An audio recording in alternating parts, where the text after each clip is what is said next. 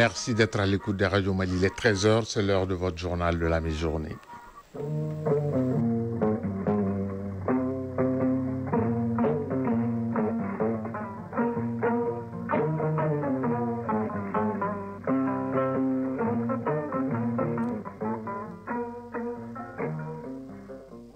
Le journal, Ousmane Daou.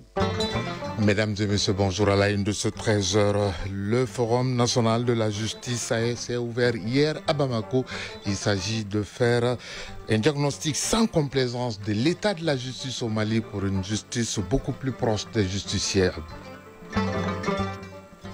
Pour juguler la crise du carburant, des centaines de citernes chargées d'hydrocarbures sont rentrées hier dans la capitale malienne. Certains camions même dépotés au bonheur de la population qui salue l'engagement des autorités pour mettre fin à la crise. Le Salon international des médias de Dakar au Sénégal a pris fin. Le Mali, par sa participation, a déconstruit le narratif selon lequel le Mali est un pays non fréquentable. Et puis, en Tanzanie, après l'annonce des résultats provisoires qui donnent la présidente sortante en tête, quelques heures ont éclaté dans le pays. Pendant ce temps, le président américain Donald Trump et celui de la Chine Xi Jinping se rencontrent. Un accord a été trouvé sur les droits de douane imposés par le président des États-Unis.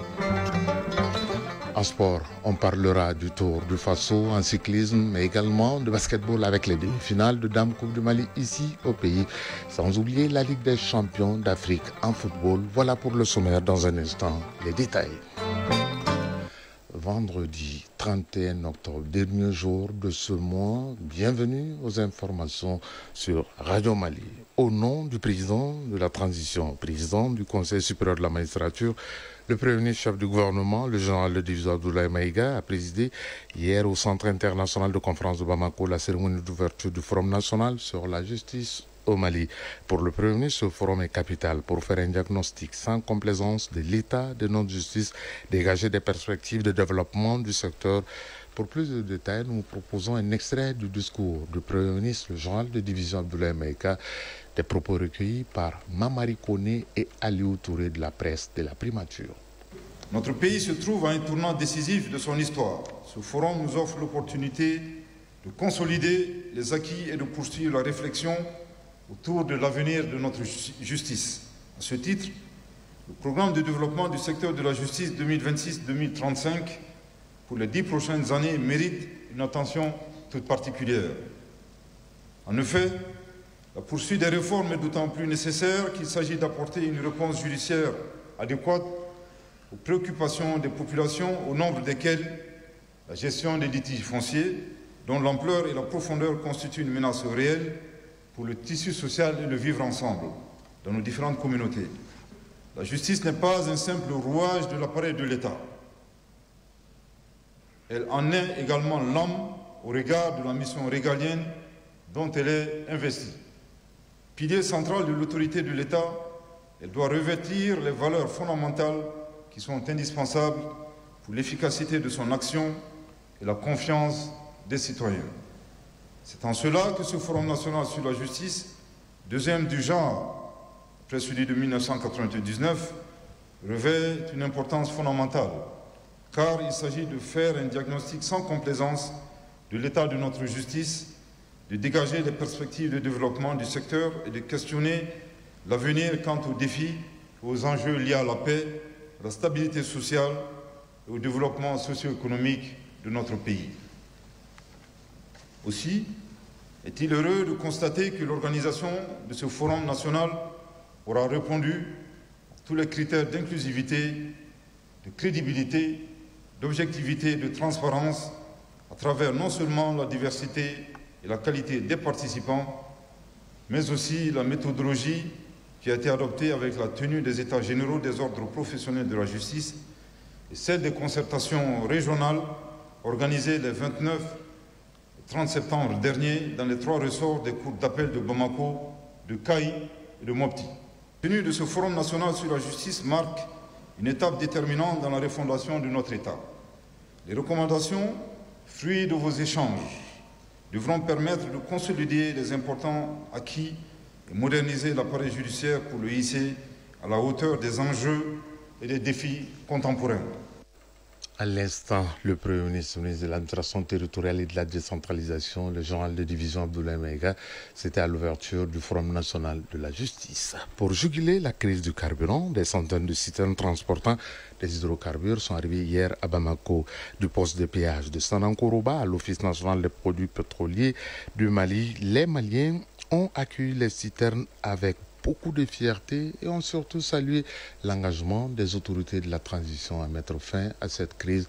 Abdul Karim Kaba était au poste de péage de Sanankoroba jusqu'à l'OMAP. Des centaines de citernes en file indienne, chauffeurs et forces de défense et de sécurité déterminés à ravitailler le pays en hydrocarbures. Et l'engagement des autorités de la transition a trouvé rapidement des solutions à cette rude épreuve qui traverse la population. Des citernes sous bonne escorte franchissent le poste de péage avec comme première destination l'Office malien des produits pétroliers. Tout au long du trajet et malgré l'ère tardive, la population est restée mobilisée pour applaudir le courage et la détermination des femmes et les chauffeurs.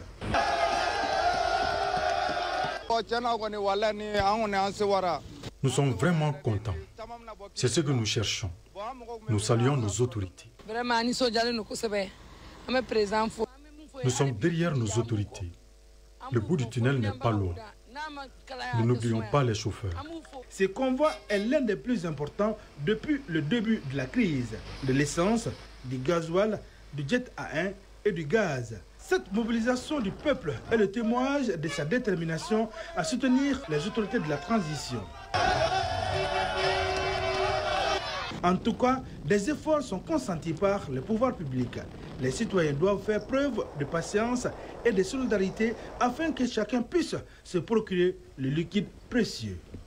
Sur le même sujet toujours, le ministre de l'Industrie et du Commerce a rencontré hier les transporteurs du carburant. Une rencontre après les recommandations prises pour améliorer l'approvisionnement du pays en hydrocarbures. Les échanges ont surtout permis de faire le point sur les mesures en cours et comment accélérer l'approvisionnement. Khadija Toukone nous en dit plus.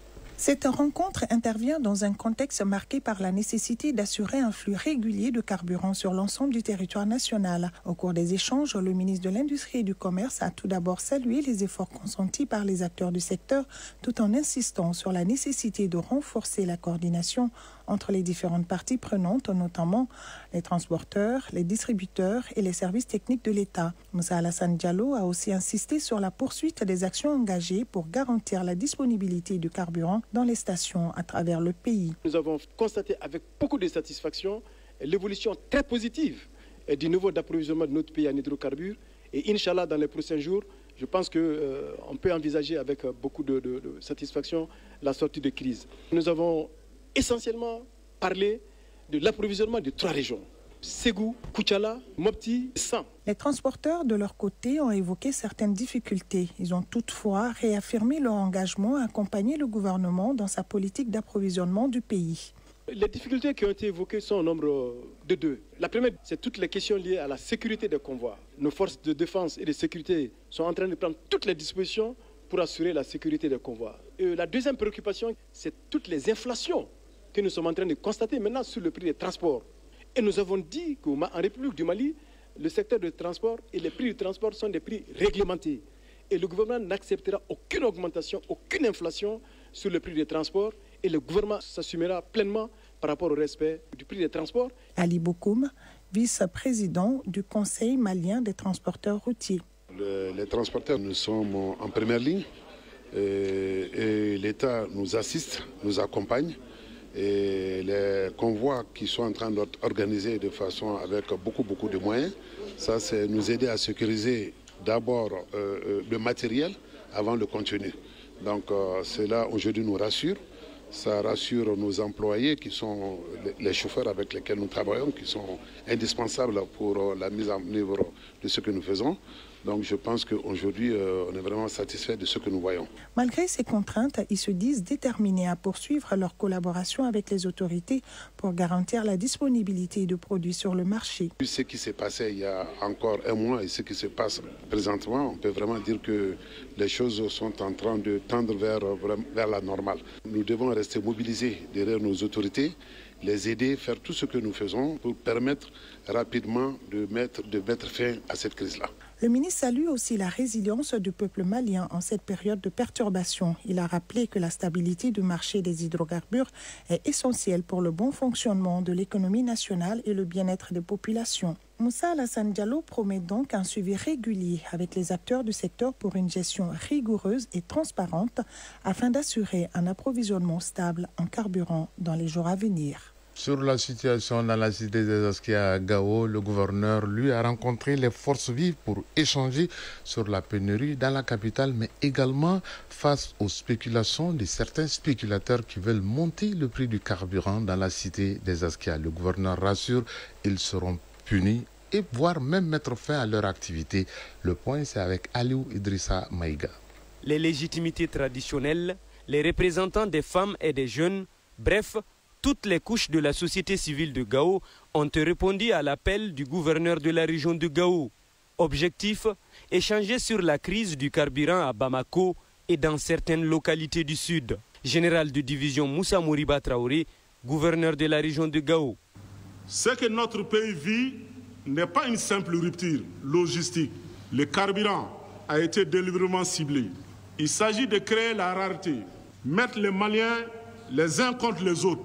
Nous ne tomberons pas dans ces pièges. Selon le chef de l'exécutif régional, il n'y a pas de manque de carburant à Gao, mais des gens veulent profiter de la situation pour augmenter le prix. Ces 2 derniers jours, on voit qu'ils veulent faire augmenter les prix. S'ils n'arrêtent pas, j'arrête leur activité. Dans cette démarche vers la stabilité de notre pays, l'accompagnement des forces vives de Gao ne fera pas défaut. Saliou Maïga, porte-parole du cadre de concertation des notables de Gao. Le cadre de concertation invite l'ensemble de la population de Gao à soutenir les forces armées. Abdoul Baki Touré, président du conseil régional de la jeunesse de Gao. L'État a parlé maintenant. Donc, la balle est réellement dans notre camp. La jeunesse vous affirme à travers ma voix son accompagnement est réel pour tout le rôle qu'il devrait jouer dans la réussite de cette belle mission. La région de Gao continue d'être approvisionnée en carburant grâce aux efforts des forces de défense et de sécurité. Gao, Aliou Idrissa Maïga et Youssouf Samake pour l'ORTM. À Ménaka, c'est les mêmes efforts soutenus par les forces armées maliennes que l'approvisionnement de la région en hydrocarbures se poursuit normalement. Et pour rassurer la population, le gouverneur a tenu à rencontrer les forces vives, leur donner tout le soutien du peuple malien, mais également des autorités de la transition. Cherfi Moulay Aïd. Cette rencontre d'information sur la situation des pays à Ménaka a été mise à profit par les autorités pour partager les dispositions prises en matière de sécurité et surtout le ravitaillement du pays en carburant. Le chef de l'exécutif régional, le colonel-major Lanzani Konaté, a brillamment brossé le complot qui entoure la situation d'hydrocarbures tout en saluant la résilience des Maliens dans leur ensemble. L'objectif visé, en fait, c'est faire croire que l'État a abandonné le peuple. Opposer Bamako aux régions. L'ennemi a tout essayé. Aujourd'hui, c'est le carburant qui est ciblé. Et vous savez que tout est lié au carburant. Les participants constitués de forces vives de la région ont pris tour à tour la parole pour exprimer leur soutien aux autorités de la transition tout en s'engageant à être solidaires et contribuer à travers la sensibilisation afin de promouvoir un climat de paix et de sécurité. Ce qui touche Bamako, ça nous touche aussi à Ménaka. Soyons unis. Il faut que les leaders que vous êtes, responsables que vous êtes, chefs de village, chefs de fraction, leaders d'opinion, qu'on arrive à sensibiliser. Les priorités restent pour aujourd'hui les hôpitaux, la production d'électricité, les transports essentiels et les forces de sécurité, ce qui permet à l'État de rester debout. Les chefs de l'exécutif régional ont saisi l'occasion pour remettre des médailles décernées par l'État au président du Haut Conseil islamique, au maire de la commune rurale de Ménaka. Ménaka, Cherfi Moulay Haïdara, Ibrahim Agamini pour l'ORTM. Même exercice à Nara pour le gouverneur face aux forces vives de la nation pour exprimer leur soutien total aux autorités de la transition. Le point, c'est avec Idrissa Keïta. Suite à la crise du carburant dans notre pays, le gouvernement du Mali appelle le peuple malien à la solidarité et à la résilience. Ces messages relayés par les autorités régionales aux forces vives de la région de Nara visent à sensibiliser les populations à l'union sacrée en cette période difficile que traverse notre pays. Falaïsi, directeur de cabinet du gouverneur de la région de Nara. Il faudrait que les populations adhèrent à cette dynamique-là, c'est-à-dire à sortir de la spéculation, à sortir de la création d'une certaine misère qui sert à d'autres, mais qui ne profite pas à la majorité de la population. Prenant la parole, l'ensemble des forces vives ont tous apprécié cette initiative du gouvernorat et se sont engagés à se donner la main pour accompagner les autorités. Bakary Maghasouba, président de la société civile. Nous avons l'obligation historique de nous donner la main, sans distinction. Carole Keïta, représentant du chef du village de Nara. Cette crise, nous en sommes convaincus, est l'œuvre des forces du mal. Mais nous devons rester debout, solidaires et confiants. Le gouvernement rassure que tout est mis en œuvre pour mettre fin à cette crise dont la gestion demande une solidarité collective et nationale, a laissé entendre les autorités régionales. Nara, Idrissa Keïta et Kaougundoro pour l'ORTM. 13h15, actualité hors du pays. Tout d'abord, direction le Sénégal, où s'est achevée la première édition du Salon international des médias d'Afrique hier à la maison de presse de Dakar. Un événement continental qui a enregistré 3500 participants venus de 23 pays du continent. Comme principale recommandation du CIMAN, la mise en place d'un projet de radio panafricaine et celui d'une série télévisée pour déconstruire le narratif. Déconstruire le narratif a été le leitmotiv du Mali dans ce Salon international des médias de Dakar. Et c'était en présence de nos envoyés spéciaux dans la capitale sénégalaise, Mohamed Kayantaou et Sidiki Balo. 3500 journalistes, producteurs et créateurs de contenu d'Afrique et du reste du monde se sont retrouvés à Dakar à la faveur du CIMA, Salon international des médias d'Afrique. Ils ont réfléchi à l'avenir des médias africains et à leur rôle essentiel pour construire un journalisme africain innovant, solidaire et tourné vers le futur. Cela à travers 14 panels. Les travaux ont été couronnés par des recommandations. Makhtar Silla, président du comité de pilotage du CIMA. Nous avons décidé de mettre en place un réseau fort, inclusif, représentatif des pays ici présents, mais ouvert à tous ceux qui nous rejoindront, pour concrétiser en projets et actions concrètes les recommandations, suggestions issues de nos échanges et de vos contributions en ligne.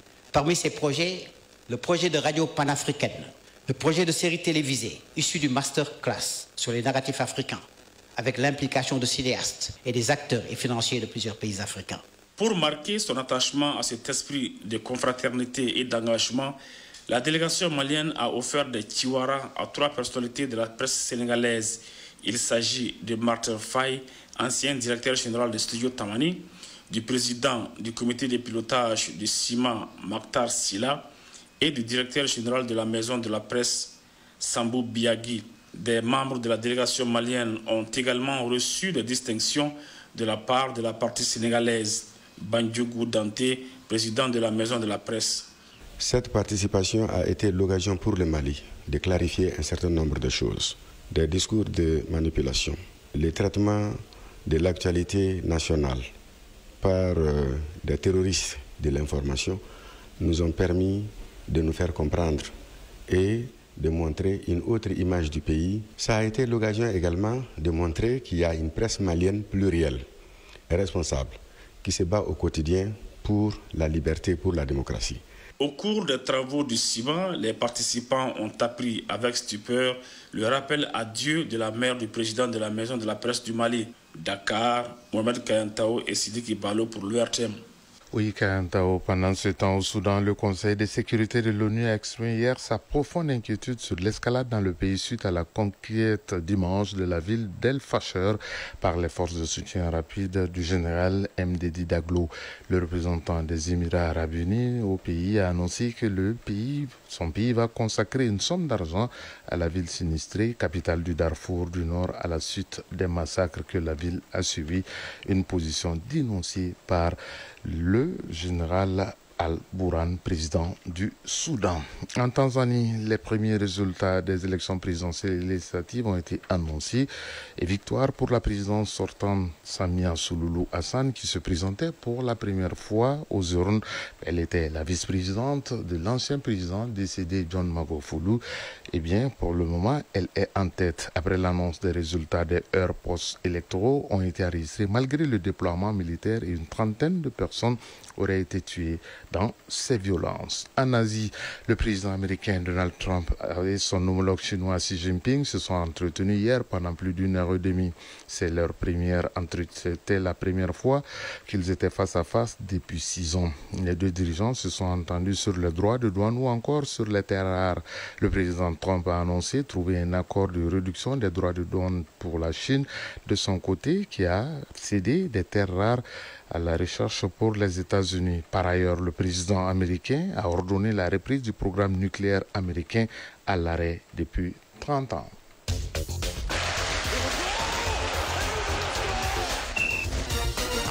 Eric annonce la page sportive de ce journal où on va parler basketball avec les demi-finales de Dame Coupe du Mali prévues demain dans la salle Abdallah au stade du 26 mars.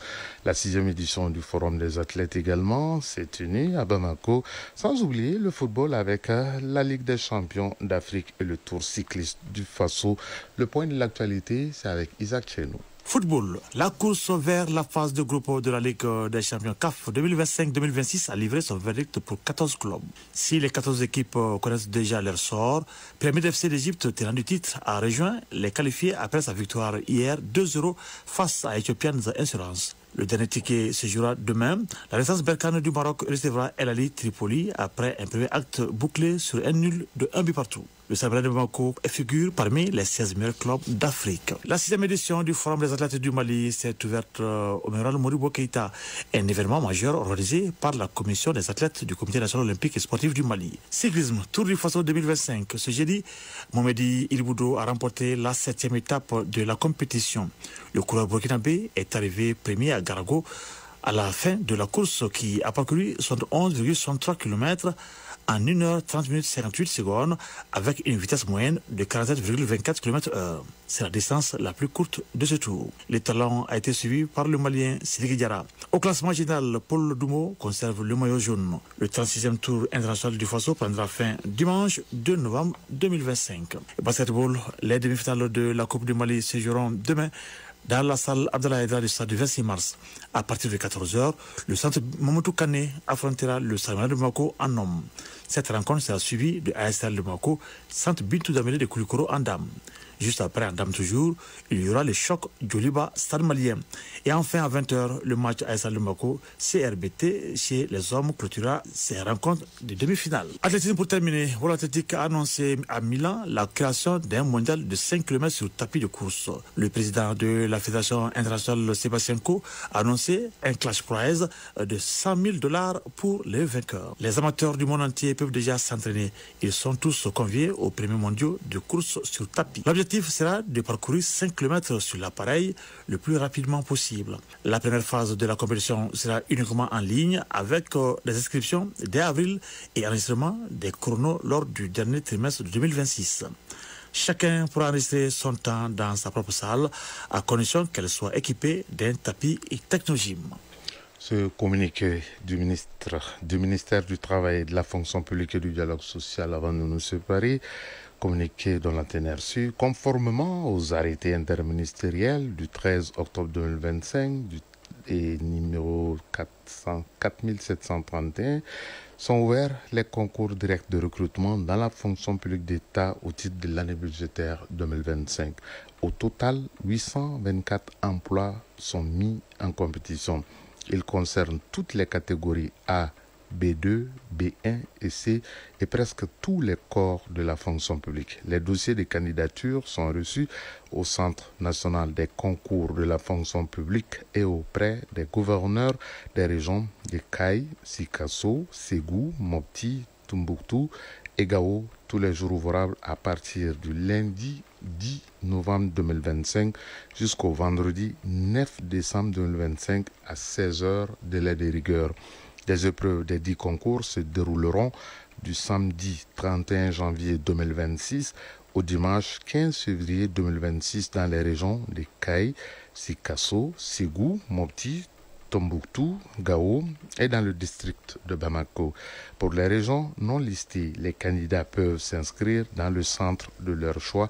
C'est signé du ministre du Travail, de la fonction publique et du dialogue social, Fassoum Koulibaly.